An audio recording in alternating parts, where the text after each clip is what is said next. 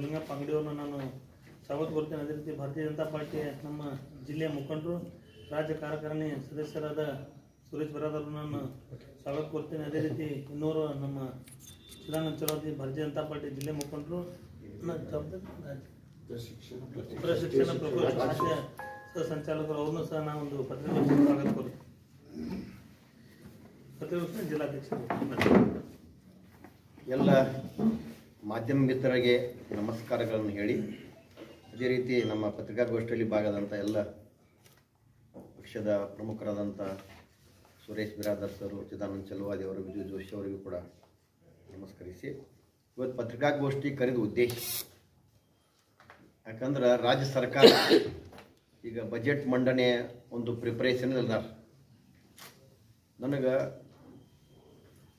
ಈ ಬಿಜಾಪುರದಲ್ಲಿ ಭಾಳಷ್ಟು ಸಮಸ್ಯೆಗಳದಾವೆ. ಈಗಿನ ರಾಜ್ಯ ಸರ್ಕಾರ 1000 ದಿನಗಳ ಸಮಾವೇಶ ಮಾಡಿದರು.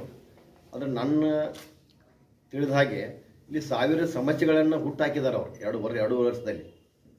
ಅದಕ್ಕೆ ಅವ್ರಿಗೆ ನಾನು ಈ ನಮ್ಮ ಬಿಜಾಪುರ ಜಿಲ್ಲೆಯ ಉಸ್ತುವಾರಿ ಮಂತ್ರಿಗಳಂಥ ಎಂ ಬಿ ಪಾಟೀಲ್ ಸಾಹೇಬರಿಗೆ, ಅವು ಇನ್ನೋರ ಮಂತ್ರಿಗಳಾದಂಥ ಶಿವಾನಂದ ಪಾಟೀಲ್ ಸಾಹೇಬರಿಗೆ, ಅದೇ ರೀತಿ ಕಾಂಗ್ರೆಸ್ ಶಾಸಕರಿಗೂ ಕೂಡ ನಾನು ಮನವಿ ಮಾಡೋದದ, ನೀವು ಬಿಜಾಪುರ ಜಿಲ್ಲೆಯಲ್ಲಿ ಕೂಡಲೇ ಪಕ್ಷಾತೀತವಾಗಿ ಸರ್ವ ಪಕ್ಷಗಳ ಪ್ರಮುಖರನ್ನು ಕರೆದು, ಮಾಧ್ಯಮ ಸಾಕಷ್ಟು ಅನುಭವಿ ಮಾಧ್ಯಮರು ನಮ್ಮ ಬಿಜಾಪುರ ಜಿಲ್ಲೆಯಿಂದ ಮಾಧ್ಯಮ ಮಿತ್ರರನ್ನು ಕರೆದು ಬಿಜಾಪುರ ಜಿಲ್ಲೆಗೆ ಏನು ಅವಶ್ಯಕತೆ ಅಂತಕ್ಕಂಥ ವಿಚಾರಗಳನ್ನು ಚರ್ಚೆ ಮಾಡಿ ಕೂಡಲೇ ಬಜೆಟ್ನಲ್ಲಿ ಅದನ್ನು ಇಡಿಸ್ತಕ್ಕ ಕೆಲಸ ನೀವು ಮಾಡಬೇಕು.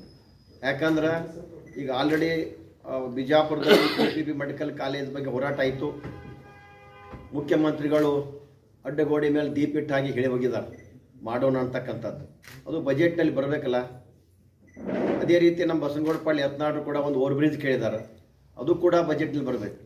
ಅಂದರೆ ಬರೇ ಅವು ಆಶ್ವಾಸನೆಗಳು ಉಳಿಬಾರ್ದು. ಯಾಕೆ 2.5 ವರ್ಷದಲ್ಲಿ ಅನುಭವಿಸಿದಂಥ ಬಿಜಾಪುರ ಜಿಲ್ಲೆಯ ಕಷ್ಟಗಳು, ಅವು ಕಷ್ಟಗಳು ಕಂಟಿನ್ಯೂ ಆಗಬಾರ್ದು. ಯಾಕಂದ್ರೆ ಜನ 2.5 ವರ್ಷದಿಂದ ಪ್ರತಿಯೊಂದು ರಂಗದಲ್ಲಿ ನೀವು ಯಾರನ್ನು ಕೇಳಿದ್ರು ಕೂಡ ಅವರು ಬದುಕು ಭಾಳಷ್ಟು ಕಷ್ಟದಿಂದ ಬದುಕಾಕೈತಾರೆ.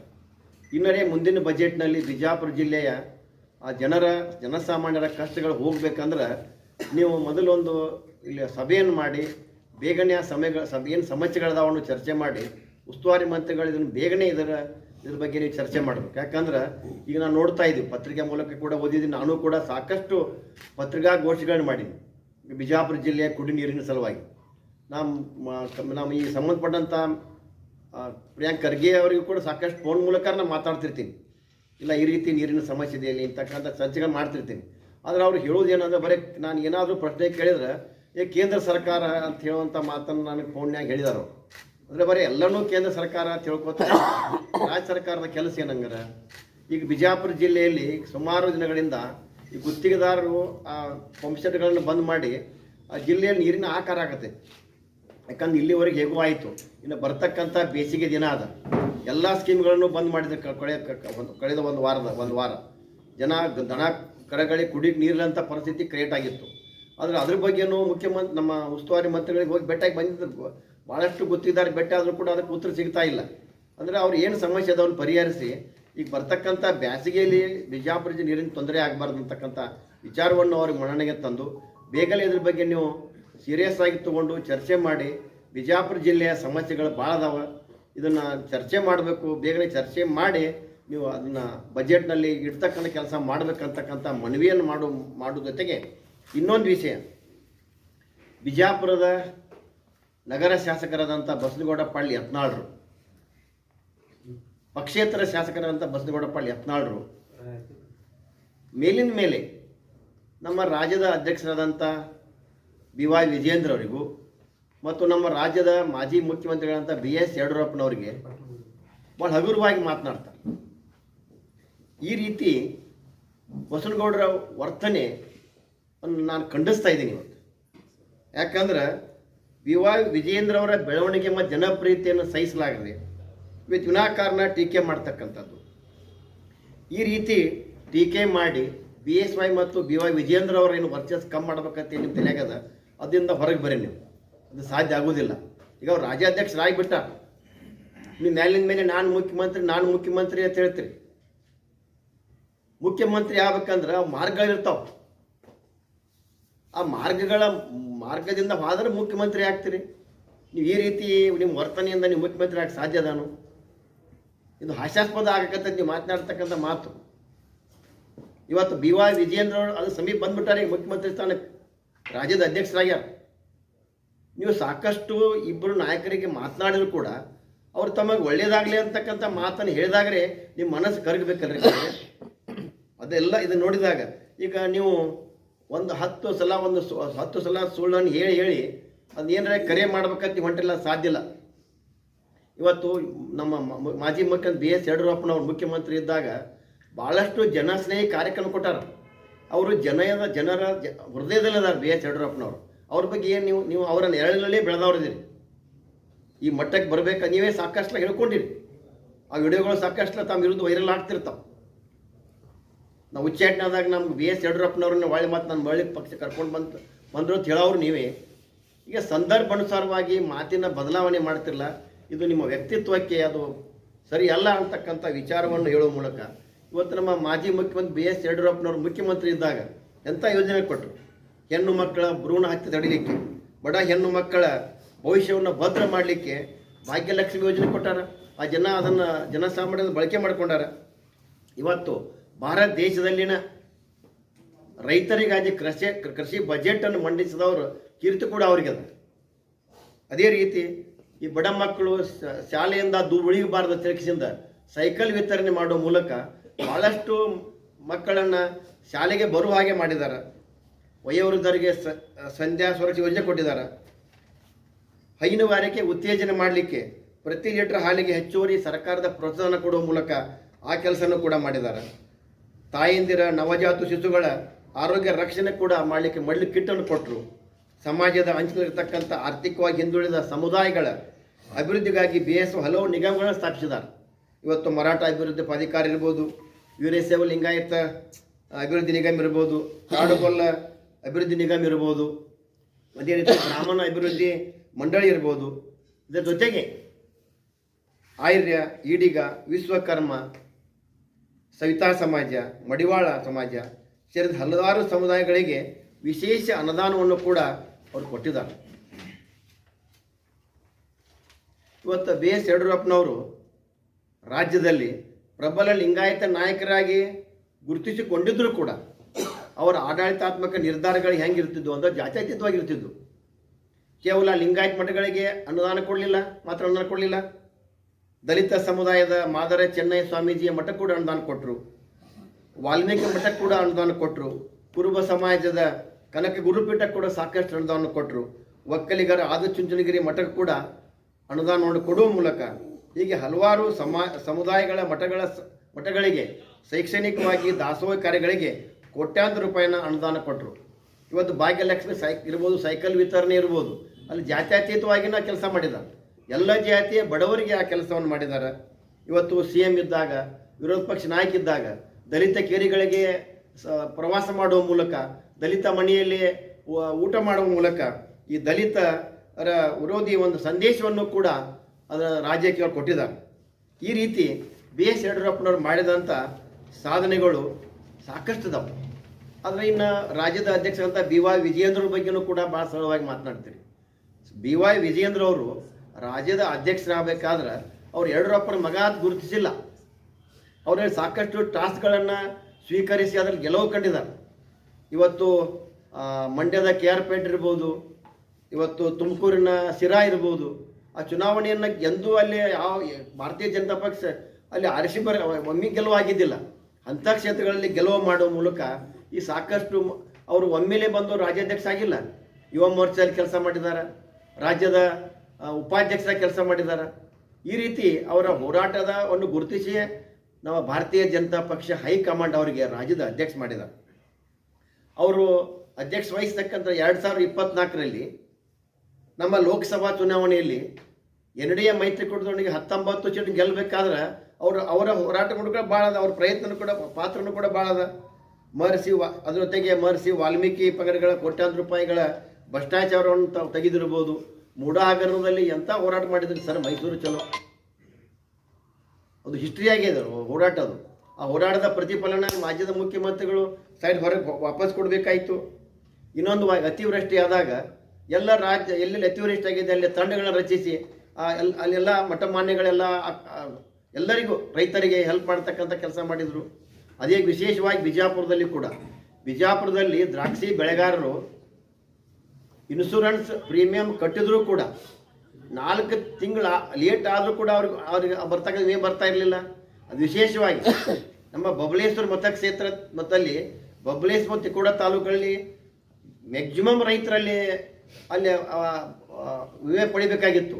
4 ತಿಂಗಳವರೆಗೆ ಮಾಡಲಿಲ್ಲ. ನಮ್ಮ ರಾಜ್ಯಾಧ್ಯಕ್ಷ BY ವಿಜಯೇಂದ್ರ ಅವರು ನಾವು ಚರ್ಚೆ ಮಾಡಿದಾಗ ಕರೆ ಕೊಟ್ಟರು, ನಮಗೆ ರಾಜ್ಯದಲ್ಲಿ ಬಿಜಾಪುರ ಜಿಲ್ಲೆಯಲ್ಲಿ ಹೋರಾಟ ಮಾಡಿರಿ. ನನ್ನ ಜನಾರ್ದನ್ ರೆಡ್ಡಿ ಅವರು, ನಮ್ಮ ಶಾಸಕ ಜನಾರ್ದನ್ ರೆಡ್ಡಿ ಅವ್ರನ್ನ ಉಸ್ತುವಾರಿಯಾಗಿ ಕಳಿಸಿದ್ರು. ಇಲ್ಲಿ ನಾವು ಯಾವಾಗ ರೈತ ಹೋರಾಟ ಚರ್ಚೆ ಆಯಿತು, ಆದರೆ ಮೊದಲನೇ ದಿನವೇ ಸುಮಾರು 17,000 ರೈತರು ಪ್ರೀಮಿಯಂ ಕಟ್ಟಿದ್ರು. ನಾವು ಹೋರಾಟ ಮಾಡುತ್ತೀವತ್ತು ಗೊತ್ತಾದ ಮೊದಲನೇ ದಿನವೇ ಸುಮಾರು 15,000 ಮೇಲ್ಪಟ್ಟ ರೈತರಿಗೆ ಅವತ್ತು ವಿಮೆ ಹಣವನ್ನು ಬಿಡುಗಡೆ ಮಾಡಿದಂಥ ಕೀರ್ತಿ ಬಿಜಾಪುರ ಜಿಲ್ಲೆಯ ನಮ್ಮ ರಾಜ್ಯ ಜಿಲ್ಲಾಧ್ಯಕ್ಷರಿಗೂ ಮತ್ತು ಈ ಬಿಜಾಪುರ ಜಿಲ್ಲೆಯ ಎಲ್ಲ ಪದಾಧಿಕಾರಿಗಳಿಗೂ ನಮ್ಮ ರೈತ ಮೋರ್ಚಾ ಕೂಡ ಸಲ್ತದ. ಈ ರೀತಿ ಒಳ್ಳೆಯ ಕೆಲಸ ಮಾಡ್ತಕ್ಕಂಥ ಇವತ್ತು ನಮ್ಮ ವಿಜಯೇಂದ್ರರಿಗೆ ನೀವು ಈ ರೀತಿ ಮಾತನಾಡಿ ನಿಮ್ಮ ವ್ಯಕ್ತಿತ್ವವನ್ನು ನೀವು ಕಡಿಮೆ ಮಾಡ್ಕೋತೀರಿ ಅಂತಕ್ಕಂಥ ಮಾತನ್ನು ಕೂಡ ನಾನು ಗೌಡ್ರಿಗೆ ಹೇಳಬೇಕಾಗತ್ತೆ. ಯಾಕಂದ್ರೆ ಇವತ್ತು ಇಷ್ಟು ನೀವು ನಮ್ಮ ಗೌಡ್ರಿಗೆ ಹೇಳೋದೇನಂದ್ರೆ ಇನ್ನೊಂದು ವಿಷಯ ನಾವು ಚರ್ಚೆ ಮಾಡ್ತೇವೆ. ಸಾಕಷ್ಟು ನೀವು ನಾವು ಇವತ್ತು ಈ ಮಟ್ಟಕ್ಕೆ ಬೆಳಿಬೇಕಾದ್ರೆ ನಮ್ಮ ಪಕ್ಷದ ಕಚೇರಿಯಲ್ಲಿ ನೀವು 10 ಉಪ್ಪಿಟ್ಟು ಮಾಡಿಸ್ತೀರಿ, 10 ಮಂದಿಗೆ ಸಾಲು ಅಂತಕ್ಕಂಥ ಮಾತನ್ನು ಹೇಳ್ತೀರಿ. ಒಂದ್ಸಲ ಅಂದ್ರೆ ಅದನ್ನ ಬಿಟ್ಟಿದ್ದು ಹೋಗ್ಲಿತ್ತೇಸಿಂದ ಅದೇ ಮಾತನ್ನು ರಿಪೀಟ್ ಮಾಡಕೈತ್ರಿ 3-4 ಸಲ ಆತ. ನೀವು ತಲೆಯಾಗ ಏನದ ಅಂದ್ರೆ ಒಂದು ಸುಳ್ಳನ್ನು ಭಾಳ ಸಲ ಹೇಳಿ ಕರೆ ಮಾಡ್ಬೇಕಂತ ತಿಳ್ಕೊಂಡಿರಿ. ನಾ ಇದಕ್ಕೆ ಉತ್ತರ ಕೊಡಬಾರ್ದತ್ ಮಾಡಿದ್ದೆ. ನನಗೂ ಭಾಳ ಜನ ಕೇಳಿದರು. ಆದರೆ ನಾನು ಉತ್ತರ ಯಾಕೆ ಕೊಡಲಿಲ್ಲ ಅಂದ್ರೆ ನಮ್ಮ ಪತ್ರಿಕಾ ಮಾಧ್ಯಮ ಅನ್ನೋದು ಭಾಳ ದೊಡ್ಡ ಶಕ್ತಿ ಅದ ಇದು ನಮ್ಮ ದೇಶಕ್ಕೆ, ಇಡೀ ಜಗತ್ತಿಗೆ. ಯಾರಾದರೂ ಏನಾದರೂ ಇವತ್ತು ನಾವು ಈ ಜಾಗಕ್ಕೆ ಬರ್ತಾ ಇದ್ದೀವಿ ಅಂದ್ರೆ ಇವತ್ತು ನೀವು ಕೂಡ ಸಾಕಷ್ಟು ಶಾಸಕರಾಗಿರಿ, ಕೇಂದ್ರದ ಮಂತ್ರಿ ಆಗಿರಿ ಅಂದ್ರೆ ಈ ಮಾಧ್ಯಮ ಇರ್ಲಿಕ್ಕಂದ್ರೆ ಏನೂ ಆಗ್ತಿದ್ದಿಲ್ಲ. ಈ ಮಾಧ್ಯಮದ ಸಹಾಯ ತಗೊಂಡು ಇಷ್ಟೆಲ್ಲ ಬೆಳೆದಿರಿ. ಆ ಯೂಟ್ಯೂಬ್ನವ್ರಿಗೂ ಏನ್ರಿ ಮಾತನಾಡ್ತೀರಿ, ಕೆಲವೊಂದು ಪತ್ರಿಕಾ ಮಾಧ್ಯಮದವ್ರಿಗೆ ಕೂಡ ಏನ್ರಿ ಮಾತನಾಡ್ತೀರಿ. ಗೌಡ್ರಿ ಇದೆಲ್ಲ ಸರಿಯಲ್ಲ ಅಂತಕ್ಕಂಥ ಮನವಿಯನ್ನು ಮಾಡಕತ್ತನ್ನ. ಯಾಕಂದ್ರೆ ಅವ್ರು ನಮ್ಮಲ್ಲಿ ಉಪ್ಪಿಟ್ಟು ತಿನ್ನಕ್ಕೆ ಬಂದಿರಂಗಿಲ್ಲ. ಇಲ್ಲಿ ಬಂದಾಗ ಅವ್ರ ಮುಂದೆ ಮತ್ತೆ ಸಾಕಷ್ಟು ವಿಷಯಗಳನ್ನ ಪ್ರಸ್ತಾಪ ಮಾಡೋದೈತಿ. ಜಿಲ್ಲೆಯೆಲ್ಲ ಅವರು ವಿಷಯ ಕವರ್ ಮಾಡ್ಬೇಕಾಗಿರ್ತೈತಿ. ಅವ್ರು ಬೇಗನೆ ನಮ್ಮನ್ನ ಯಾವಾಗ ಬಿಡ್ತೀರಿ ಅಂತಕ್ಕಂಥ ಒತ್ತಡದಲ್ಲಿ ಇರ್ತಾರೆ ಅವರು. ಅವ್ರಿಗೆ ನೀವು ಉಪ್ಪಿಟ್ಟು ಬಗ್ಗೆ ಮಾತನಾಡಿ ಇವತ್ತು ನನಗೆ ಅಷ್ಟೇ ನೀವು ನಮ್ಮ ಪಕ್ಷಕ್ಕೆ ಕಚೇರಿಗೆ ಗಟ್ಟ ಅವಮಾನ ಮಾಡಕತ್ತಿಲ್ಲ. ಇವತ್ತು ಇಡೀ ಪತ್ರಿಕಾ ಮಾಧ್ಯಮಕ್ಕೂ ಅವಮಾನ ಮಾಡ್ತಾ ಇದ್ದೀರಿ. ಇವತ್ತು ಆ ಬಿಜಾಪುರ ಉಪ್ಪಿಟ್ಟಕ್ಕೂ ನೀವು ಅನುಮಾನ ಮಾಡ್ತಾ ಇದ್ದೀರಿ. ಬಿಜಾಪುರ ಉಪ್ಪಿಟ್ಟು ಅಂದ್ರೆ ಅದು ಪ್ರತಿಯೊಂದು ಮನೆಯಲ್ಲಿ ಕೂಡ ಮನೆಯಲ್ಲಿ ತಯಾರಾಗ್ತಕ್ಕಂಥ ವಸ್ತು. ಮನೆಯಿಂದ ಉಪ್ಪಿಟ್ಟು ತರ್ತಾರೆ ಕಚೇರಿಗೆ ಅಂತಕ್ಕಂಥ ಮಾತನ್ನು ಯಾಕೆ ತರಬಾರ್ದು? ಮನೆಯಿಂದ ಉಪ್ಪಿಟ್ಟು ಹೋಟೆಲ್ಗಳಿಗೆ ಇರ್ತಕ್ಕಂಥ ಉಪ್ಪಿಟ್ಟಿಗೂ ಮನೆ ಉಪ್ಪಿಟ್ಟಿಗೂ ಭಾಳ ಫರಕ್ ಇದೆ. ಅದನ್ನು ಮನೇಲಿ ತರೋಕ್ಕಾಗಿಲ್ಲ.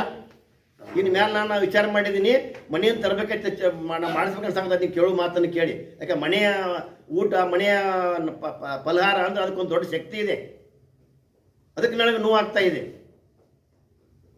ಇವತ್ತು ನಾನು ಮನೆಯನ್ನು ತರೋಕ್ಕಾಗಿಲ್ಲ. ಇಲ್ಲಿ ನಮ್ಮ ಕಚೇರಿಯ ಪಕ್ಕದಲ್ಲಿ ಒಂದು ಸಣ್ಣ ಹೋಟೆಲ್ ಇದೆ, ಅದು ಸ್ವಾಮಿಗಳ ಹೋಟೆಲ್. ಕರಡಿ ಮಠ ತೆಗೆಸಿದ ಒಬ್ಬರು ಮನೆಯಲ್ಲಿನ ಹೋಟೆಲ್ ಇದೆ. ಸಾಕಷ್ಟು ಅಲ್ಲಿ ಬಿಜಾಪುರ ಜಿಲ್ಲೆ ಭಾಳಷ್ಟು ಜನ ಅಲ್ಲಿದ ಪಾರ್ಸಲ್ ಕೂಡ ತರಿಸ್ಕೋತಾರೆ. ಸ್ವಚ್ಛವಾಗಿದೆ. ಅಲ್ಲಿ ನಾನು ನಾಷ್ಟ ತರಿಸ್ತೀನಿ. ಉದ್ದೇಶ ಏನಂದ್ರೆ ದೊಡ್ಡ ಹೋಟೆಲ್ಗಳೇ ತರಿಸೋಕ್ಕಿಂತ ಅಂಥವ್ರಲ್ಲಿ ತಂದ್ರೆ ಅವ್ರಿಗೂ ಒಂದು ಉದ್ಯೋಗ ಸಿಗ್ತೈತೆ ಅಂತಕ್ಕಂಥದ್ದು. ಬಡ ಒಂದು ಹೋಟೆಲಿಗೆ ಕೂಡ, ಸಣ್ಣ ಹೋಟೆಲಿಗೆ ಕೂಡ ಉದ್ಯೋಗದಲ್ಲಿ ಅವರು ವೃದ್ಧಿ ಆಗ್ತಾರೆ, ಅವ್ರಿಗೆ ಅನುಕೂಲ ಆಗ್ತೈತೆ ಅಂತಕ್ಕಂಥ ವಿಚಾರ ಇಟ್ಕೊಂಡು ಹೋಟೆಲ್ ತರ್ತೀನಿ. ಆದರೆ ಹೋಟೆಲ್ ಮಾಲಕ ಸ್ವಲ್ಪ ಅಶಕ್ತ ಅಂಗವಿಕಲ ಟೈಪ್ ಇದ್ದಾರೆ. ಅವ್ರಿಗೆ ತಂದು ಇಲ್ಲಿ ಸರ್ವೈಸ್ ಮಾಡಕ್ಕೆ ಒಂದೊಂದ್ಸಲ ಏನು ಮಾಡ್ತಾನೆ, ನಾನು ಗಾಡಿ ಒಳಗನ ಹಾಕೊಂಡು ಬರ್ತೀನಿ. ನಿಮ್ಗೆ ಯಾರೋ ಕನ್ಫ್ಯೂಸ್ ಮಾಡಿದ್ದಾರೆ. ಮೋಸ್ಟ್ಲಿ ಮನೆಯಿಂದ ತಂದ್ರೆ ತಪ್ಪಲ್ಲ, ನಾನು ತಪ್ಪಲ್ಲ, ನಿಮ್ಮ ಮನೆಯಿಂದ ತರ್ತೀನಿ. ಅದು ಈ ರೀತಿ ನಿಮಗೆ ತಪ್ಪು ಸಂದೇಶವನ್ನು ನೀವು ಯಾಕಂದ್ರೆ ನೀವು ಉಚ್ಚಾಟನೆ ಆಗಿದ್ದೀರಿ. ಪಕ್ಷದ ಕಚೇರಿ ನೀವು ಬರೋದಿಲ್ಲ, ಇಲ್ಲಿ ವ್ಯವಸ್ಥೆ ನಿಮ್ಗೆ ಗೊತ್ತಿಲ್ಲ. ನಿಮ್ಗೆ ಯಾರೋ ತಪ್ಪು ಮಾಹಿತಿಯನ್ನು ಕೊಡ್ತಾ ಇದ್ದಾರೆ.